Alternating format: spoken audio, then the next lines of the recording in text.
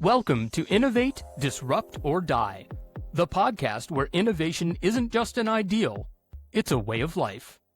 I'm your host and creator of the Innovate, Disrupt, or Die newsletter, Danny Nathan. Welcome, folks. I'm Danny, and this is another episode of Innovate, Disrupt, or Die, the podcast. Today I have Ty Gray with us. Ty, welcome. Hey, Danny, how are you? I'm good, thanks. Thanks so much for taking the time to join us. Before we dive into questions and all of the interesting chat, Ty, why don't you go ahead and introduce yourself? Tell us a little bit about your background, what you do, who you work for, all that fun stuff. Yeah, absolutely. And first and foremost, thank you for having me on the podcast. As Danny mentioned, my name is Ty Gray. I'm Chief Innovation Officer for a company called Cathedral Roofing Innovations, and we're a home service company. We cover not only full re-roofs, but we also cover gutters. We have a sister company that covers gutters. We also cover roof care as far as pressure washing and dumpster rental. And I am boarded with Cathedral Q4 actually of 2024. We were pretty much an analog roofing company. Our current CEO and our COO, they acquired a company back in 2022, and it was pretty much an analog company in terms of digital. So they hired me to come in and do pretty much a digital transformation, get into the CRM, see any missing points, and how we could really create something more than just the. Originally, I was hired as the director of marketing and technology, but within those first couple months, we knew that hey, I needed to be on a C-suite level, and this was probably the best opportunity, especially in the roofing companies, because you don't really see this role in the trades. Yeah, that's interesting. My immediate question is, what does innovation look like in the roofing industry, and how does, chief innovation officer isn't a role that I tend to associate with, a roofing company or a construction company. So talk a little bit, Ty, about how that came to bear and what your role looks like in that type of organization.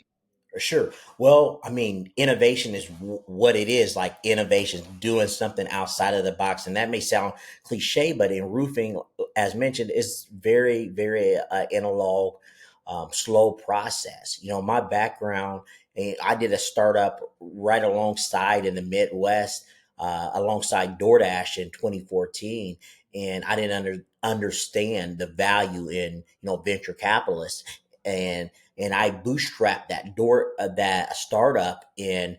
By after COVID, that startup had to shut down because DoorDash had entered our market and they understood VC, so they ate up all of the market. But in that startup, and that startup, and I probably should have went back a step.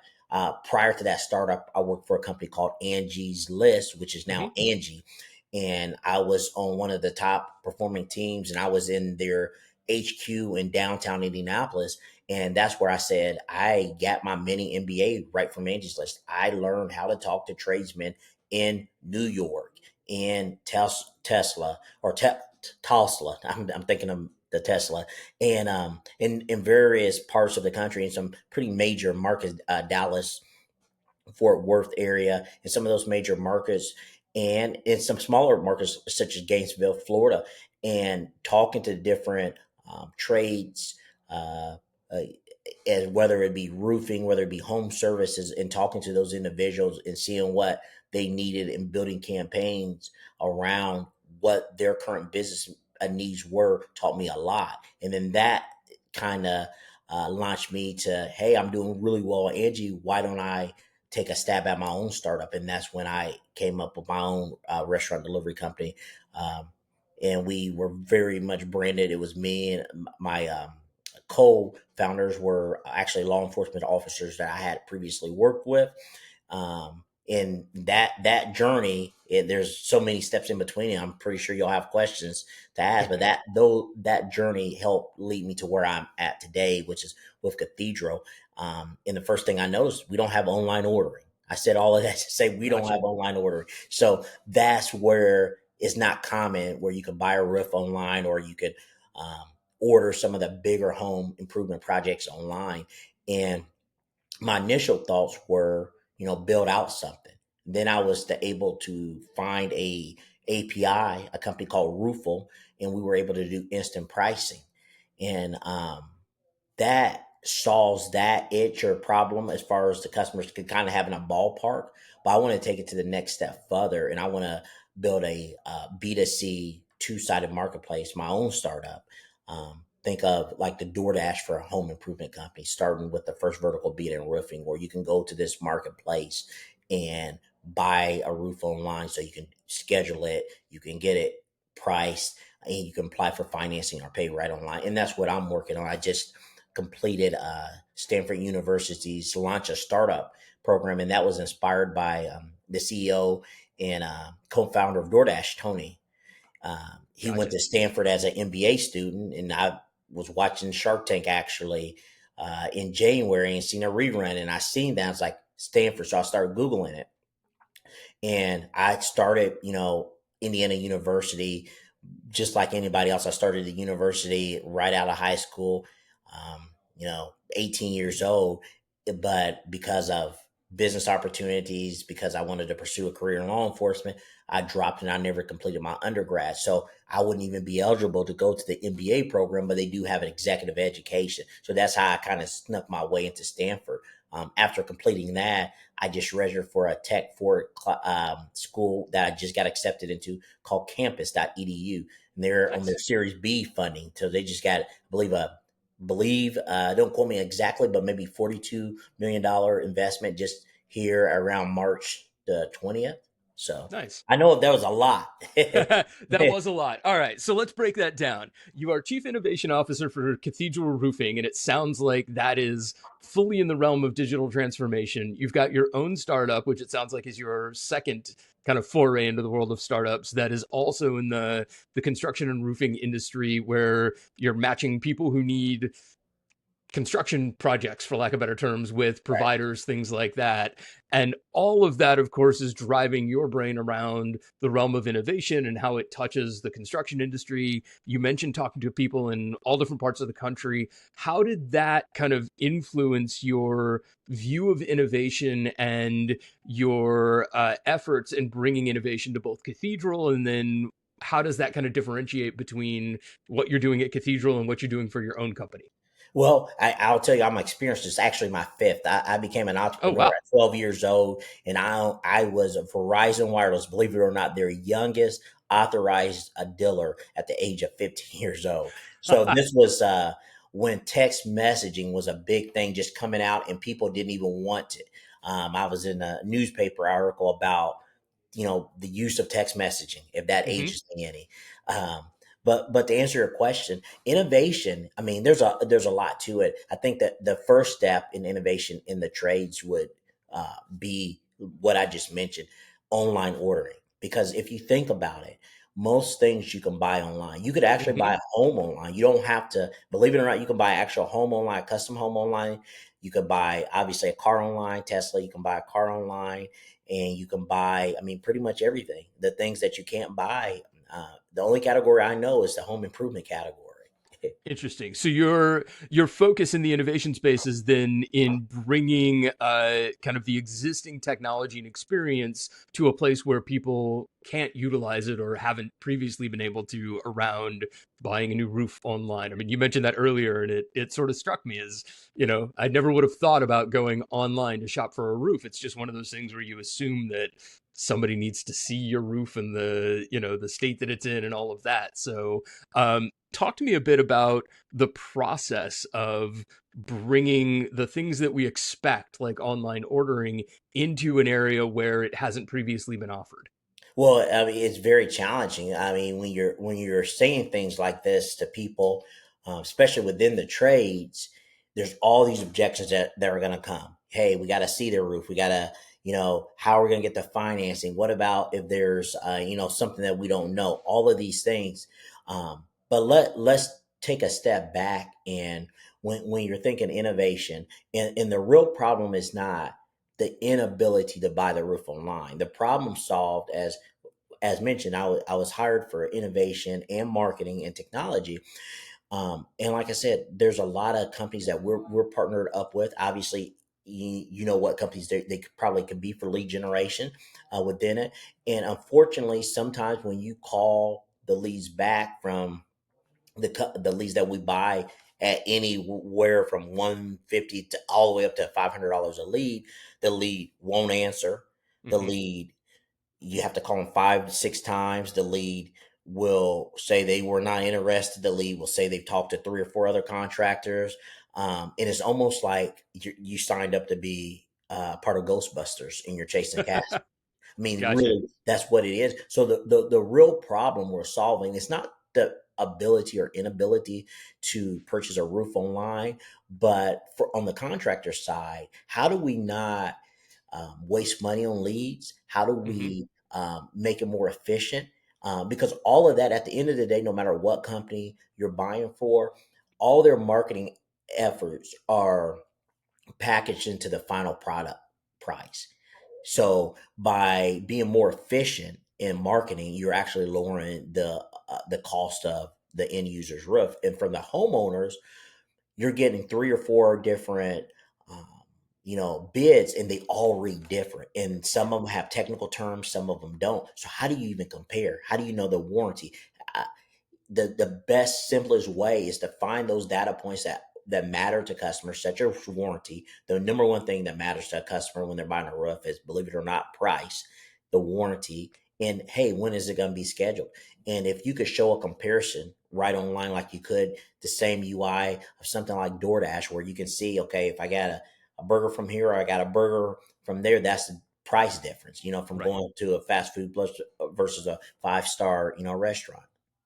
Interesting. Interesting. So you were hired in as sort of marketing technology and innovation, and if I'm hearing you correctly, Ty, it sounds like your role has shifted to focus more into the innovation space than perhaps you or even Cathedral expected to start with. Am I reading that correctly? Right. I was hired in as marketing technology, not necessarily innovation. And Gotcha. once we realized, hey, this is the process, innovation, came into it. And it's a long journey. It's not something that's going to be overnight. And it's not something, I don't look at this as something just for Cathedral, but for the industry as a whole, because that's going to help the overall industry move forward. And that's what I'm personally looking for. And I believe, our executive leadership agrees with me on that point as well. Gotcha. So one of the things that we see a lot of is companies struggling to make innovation tangible, to kind of move it forward within the organization. And given the transition that you're describing in your role, I'm imagining that perhaps there was some pushback and some convincing required to help get other folks within the organization on board to the idea that they needed an innovation officer, that they needed somebody focused on what comes next and how do we change the business for the better to keep up with the way that people expect to be shopping today. Talk to me a bit about how that transition happened and sort of how Right. you convinced other folks that this was a place where they needed somebody like you. Right. And I don't know if it's so much of convincing, but education.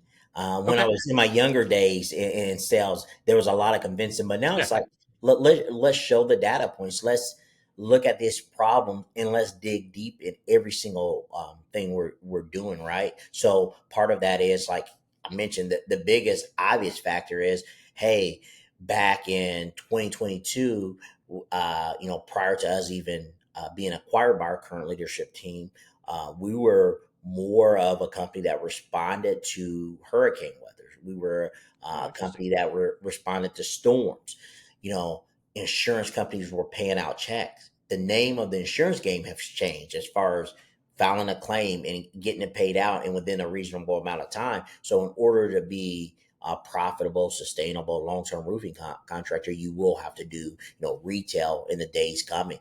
Long goes the days of, just waiting for an insurance settlement check for the homeowner. Though, they're denying claims. A lot of companies are denying claims. I don't want to name an insurance company, but people out there that's listening to this, they'll know. They may Sure. be one. I'm sure everybody's had their fun with insurance companies. So, are the insurance companies now becoming more of a partner for you guys, or are they something that you have to overcome as you look to create a more digital experience for your customers? Right. I mean, we play well with the insurance companies. I mean, as far as innovation for us, As far as changing the game, just internally, we didn't create any new tech. I mean, we updated our website and we simply added um, the Roofle API, which allows for instant pricing for roofs online. And then what we're doing beyond that is, we're looking for new ways. I mentioned, creating, Fixia, which is the startup that I'm creating for the marketplace.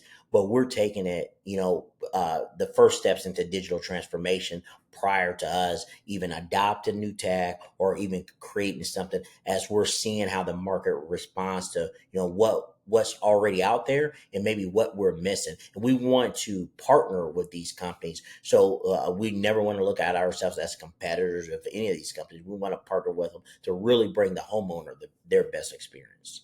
Interesting. So, as you're going through that process, what does the kind of research and discovery aspect look like? Are you going out and talking to customers, or have you baked this into your sales and onboarding process? Like, how do you discover where the opportunities and the needs of those customers fall? Well, pretty much live, like in a transaction, we're seeing, okay, maybe this is a drop off in, getting the customer onboarded, or maybe this is a drop off while their job is getting done. And then I'll pick up the phone because most marketers don't have the data just readily available, where I have access to our CRM where I can see an issue and I'll pick up the phone, make contact with a customer or a homeowner to see, hey, where do we drop off at, where we can improve, or I can send out an email.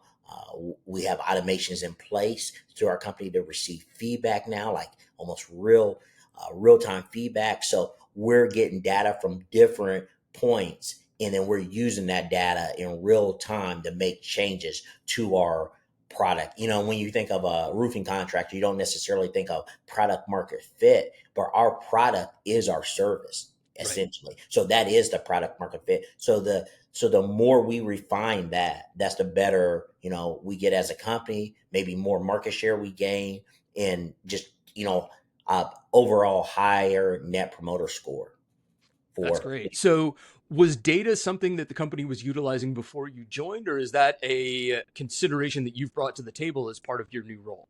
So we had a CRM, and it's kind of like you have somebody, a car owner with, maybe we'll say, a Porsche, and they're not using it to the full capacity. So we had a CRM, and we didn't have anything really tied into it, any integration, and we really weren't pulling data. We weren't looking at the data.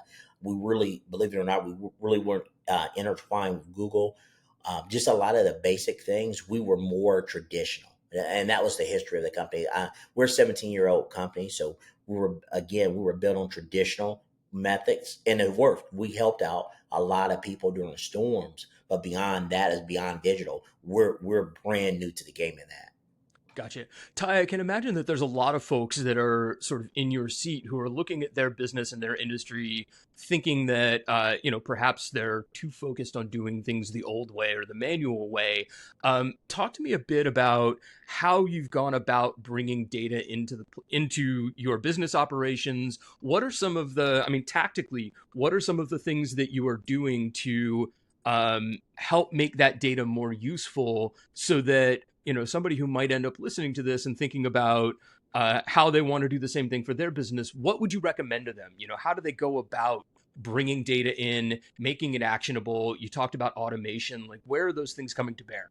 Right, right. So let's use reviews as an example. I Okay. work for a review company. We're actually partnered up with that review company for lead generation, one of many companies, and that's something we do on a day to day basis. Is look for positive reviews, regardless of what small business you own. So that's a very common topic to discuss. So prior to me, we had maybe, we'll call it 62 to 65 reviews.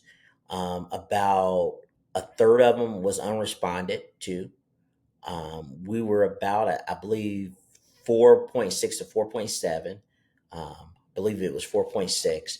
And then we just kind of asked them, after a job, to leave a review. Some would, some wouldn't. This is prior, Hmm. pre CIO position. After me, the first thing I ordered was, the Google review cards. You can get them online. It pretty much is a link with a QR code, and we had the ones with the NFC. It was a dual purpose Yeah. Google review card. Gave them to all of our people out in the field. That worked kinda, and I mean Okay. kinda, because the thing with that is you have to hold this card up to somebody's phone. They may not feel comfortable with it. They think, Yeah. with cybersecurity issues. So sometimes that would work.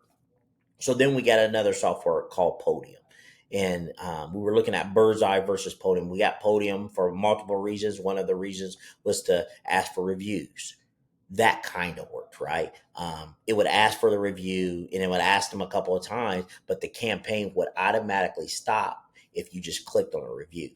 So, or if you Oh, clicked on a interesting. link for the review, you didn't have to leave the review, but if you clicked on a link, that would stop the campaign. So just imagine in day to day life, you you get you get an email, or you get a text, you click on the link to leave a review, and this is on your phone. So what happens on the phone? Oh, I got a phone call. Now I'm in a deep conversation, and I'm out. Now I'm also out of the campaign.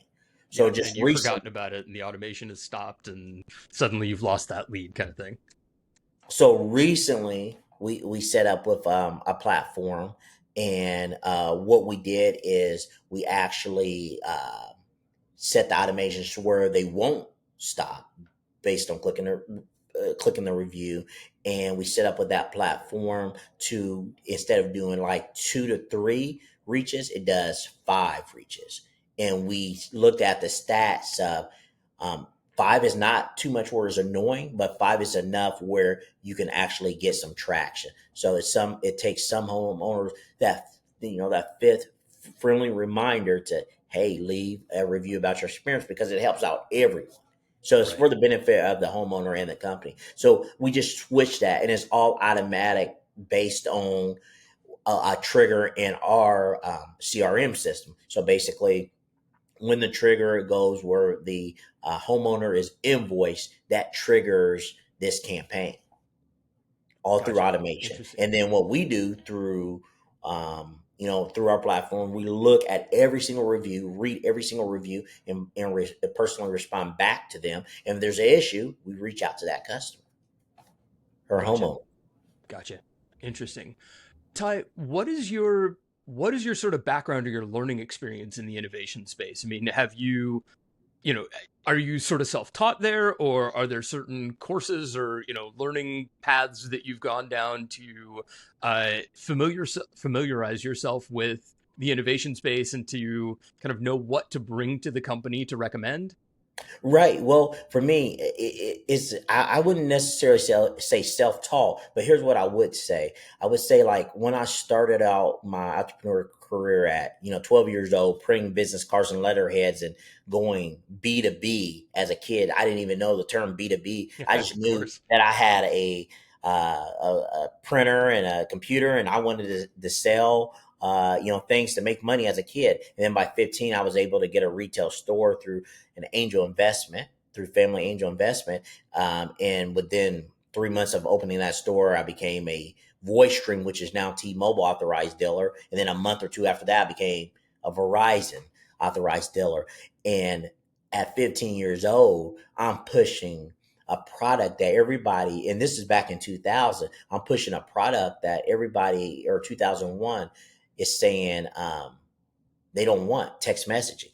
Can you imagine? Yeah, dating back to 2001, where I'm hearing, no, are you crazy? Nobody wants this. And then fast forward a couple more years, I'm selling a BlackBerry or Palm Treo on data and offering people data. They're like, why would I want data on this? I want data on my, I want data on my laptop, or I want data Right. on my desktop. So I was pushing innovations, other people's innovation, other companies' innovations at a very young age. And then what I did, my secret sauce was, I would apply something I learned from one industry to disrupt another industry. Like, for Interesting. example, when I was, running my restaurant delivery business, it was all predicated on online ordering and delivery and the value of that. So I'm just taking what I learned there, and I failed miserably because the CEO and co-founder of DoorDash, and I'm very proud of him, billionaire. company's worth a billion and I'm not. So I'm taking all those lessons, all that learning from there and applying it to this industry. Gotcha. So talk to me a bit, Ty, about the kind of dynamic between how you view a corporate innovation role for Cathedral versus how you view innovation as playing a role within your startup. What are the differences that you see? What are the similarities that you see? How are you kind of balancing those two? Right. Well, one of the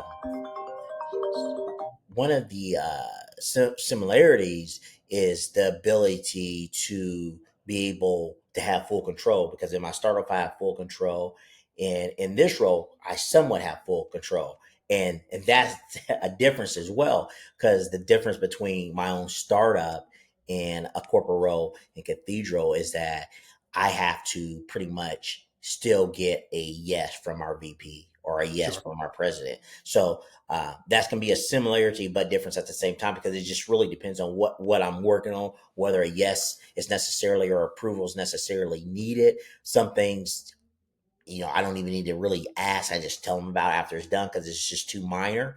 Hmm. Um, and it just thinking, hey, and I have to gauge a lot. And I'm constantly checking myself. Is this something I need approval for? Because there's not, I mean, my role is new. So there's not in most, roles, there's a rubric or a handbook that specifies Right. authority. So if I question it, I'll ask for permission, but then sometimes I don't. And luckily, I've made good decisions, so I hadn't had that issue. But that could be an issue, if you're in a role where it's not necessarily defined what your limits are, and you don't want to ask so much where you're micromanaging your own self.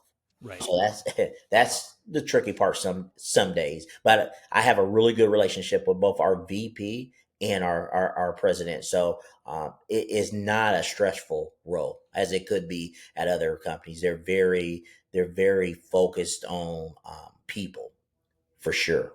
Gotcha. Interesting. You mentioned kind of the role of disruption in the ideas that you're exploring, Ty.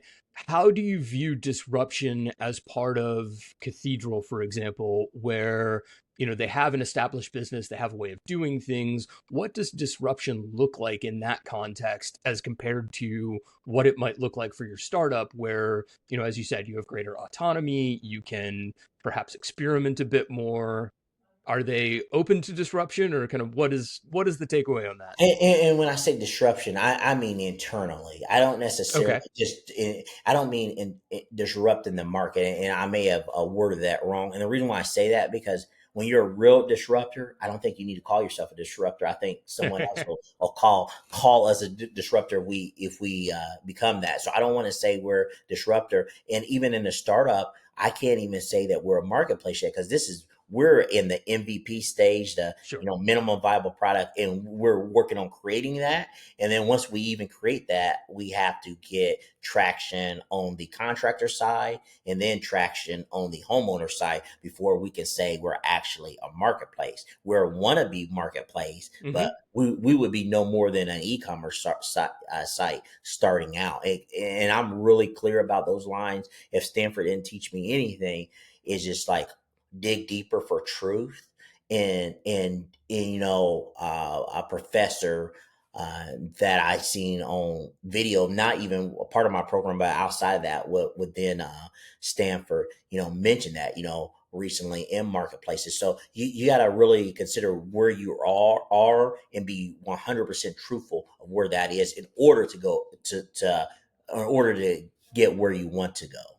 Got it. So you sort of have to earn the disruptor title Yeah. is kind Oh, of what yeah. you're getting And at. that wouldn't be me calling myself that. That would be someone else calling me. That's fair. I mean, it's sort of like, going out and telling the world that you're cool. It Yeah. just doesn't work.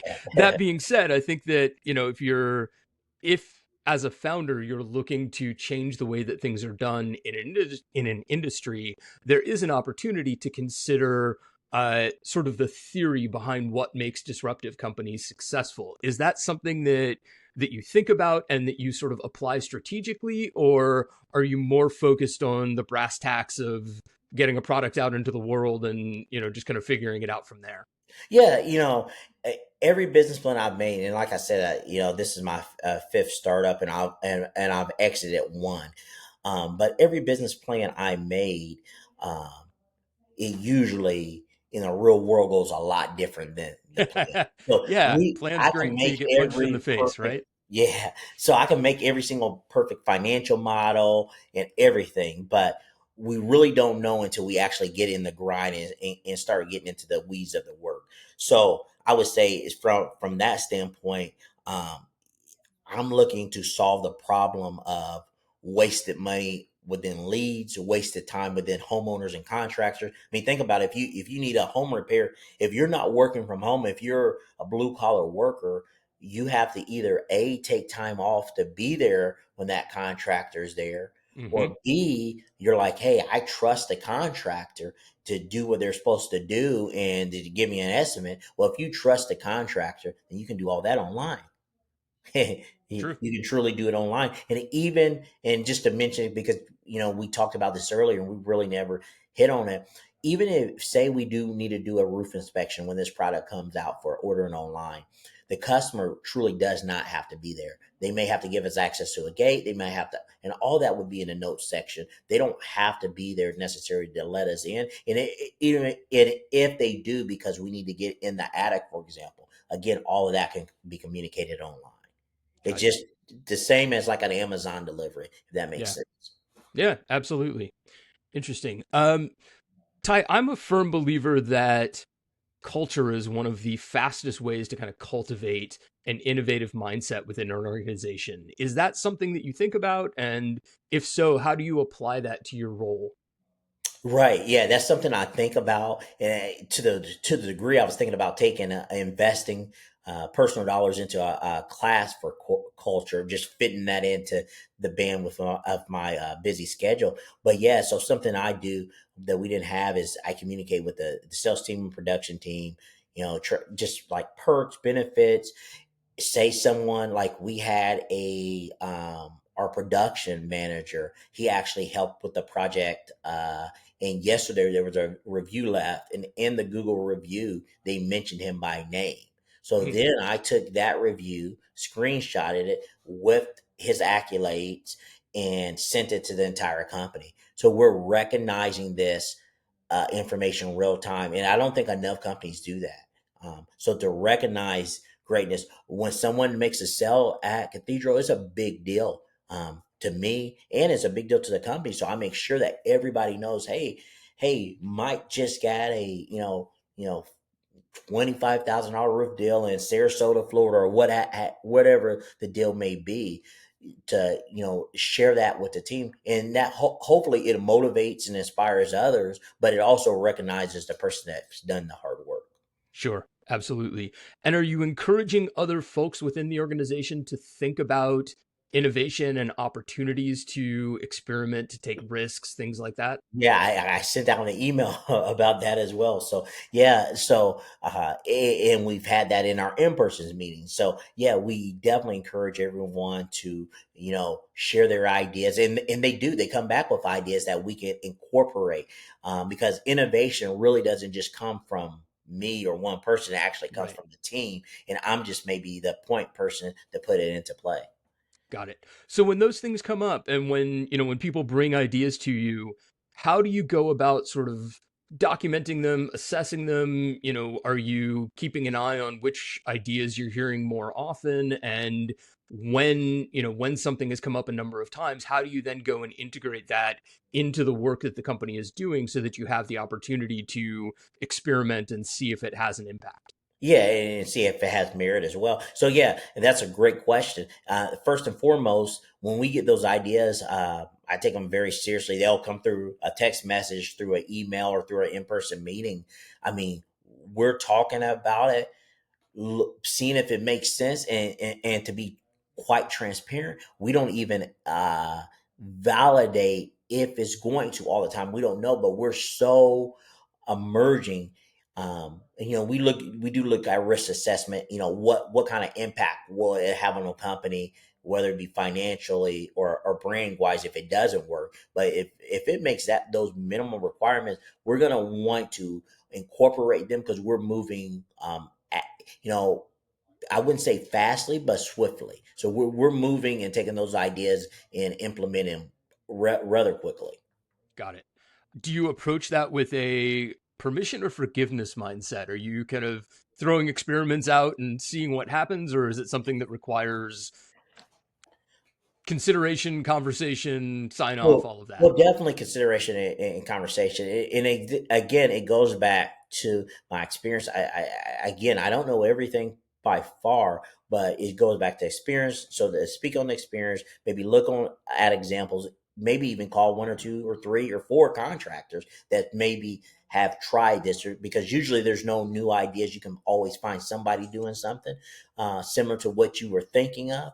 Um, and if it's not currently on the market, maybe somebody's tried it and it didn't work, and then you just find that person and find out why it didn't work. What Right. was it, undercapitalized? Were they too early to market? That sort of thing. But we implement them fairly quickly, and they're not ideas that, so far. And again, I've only been here a short stint. They're not ideas that would make us bankrupt if they didn't work. They're just ideas that would waste a little bit of time, but then we would gain some knowledge. So.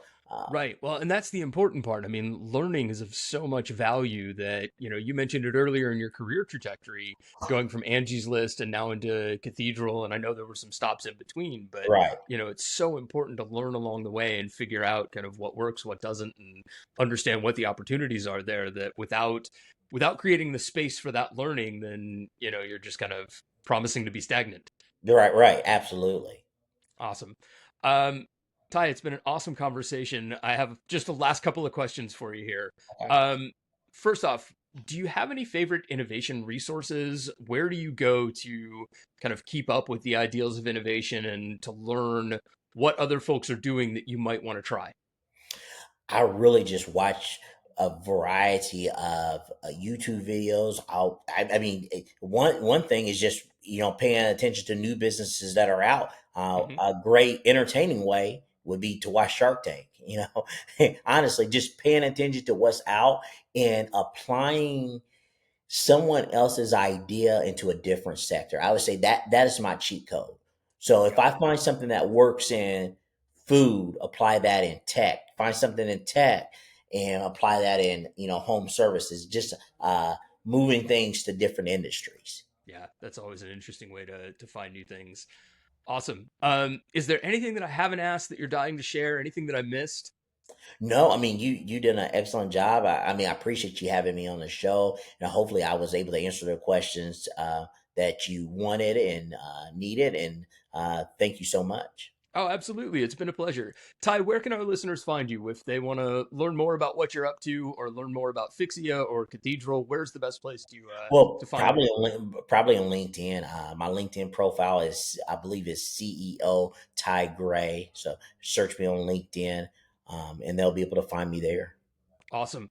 Well, Ty, it's been an absolute pleasure. Thanks so much for taking the time for us. And I will let you know when we air and all that fun stuff. Okay, thank you so much.